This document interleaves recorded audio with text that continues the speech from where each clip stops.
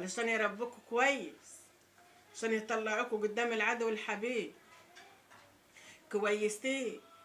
وعايزاكوا تبقوا احسن ناس في الدنيا دي بحالها، الام والاب. سيجت الشقق عشان كان واحده تدينا عبايه قديمه البسها عشانكم، وما استخسر اجيب عبايه جديده عشان اربيكم. اقول بدل ما اجيب عبايه قديمه جاب عبايه جديده وكده فلوسها، لا فلوسها اربي بها عيالي واعلم بها عيالي.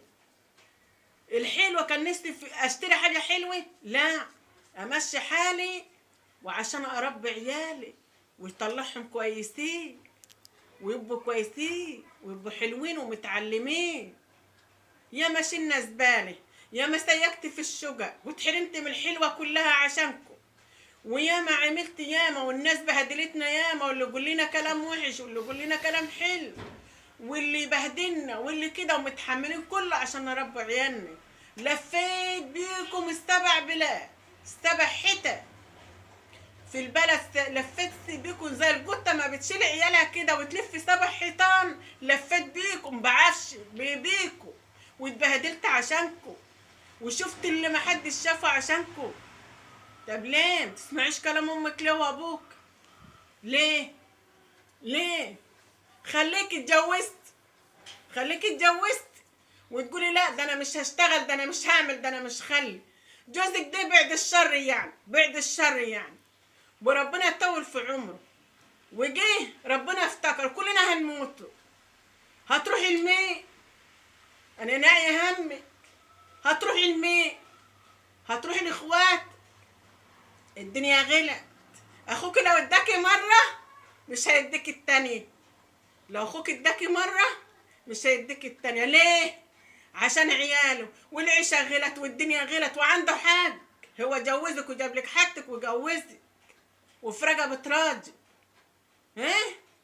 الواحده اللي ما تعملش بقى مع جوزتي هتشيل على دماغها، لو ما عملتش يبقى جوزتها ابوها اخوها لو اداها مره مش هيديها التانية. الله يجوه بعياله في الزمن اللي بينا على النبي. الام تروح تودي ابنها الحضانه ولا بنتها وتمشي مشوار يقده وتستخسر تركب. ليه؟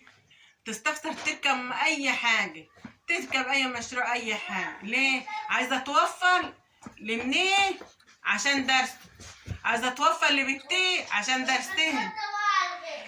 بتروح تمشي مهما كانت تعبانه، لو كانت تعبانه كانت كده عايزه توفر له كل حاجه. تبقى محتاجه اي حاجه ليه تستخسر تجيبها، عايزه تعمل لهم يبقوا احسن حاجه في الدنيا بحال. يمكن الام تجيب لي بنتين ودول السنه في اللبس في كل حاجه، ويمكن تجيب لها عبايه تقعد بال3 سنين و4. يا ريت كل عيله وكل عيل يفهم ويعرف قيمه الام والاب. يا ريت.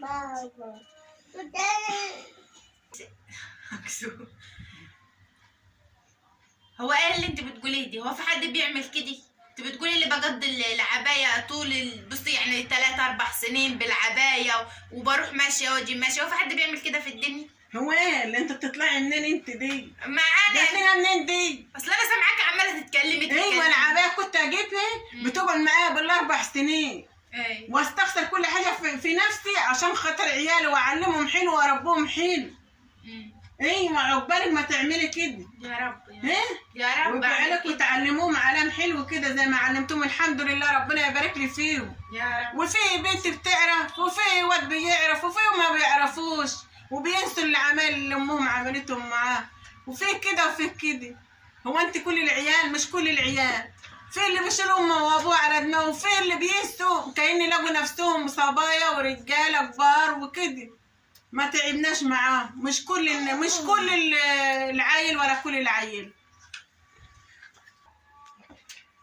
حتى الام الابن والبيت ما عرفش قيمه الام والاب، عيالهم هيعملوه فيه. عيالهم ما عملوش فيه الزمن ما لهمش عيال، الزمن هيوريه.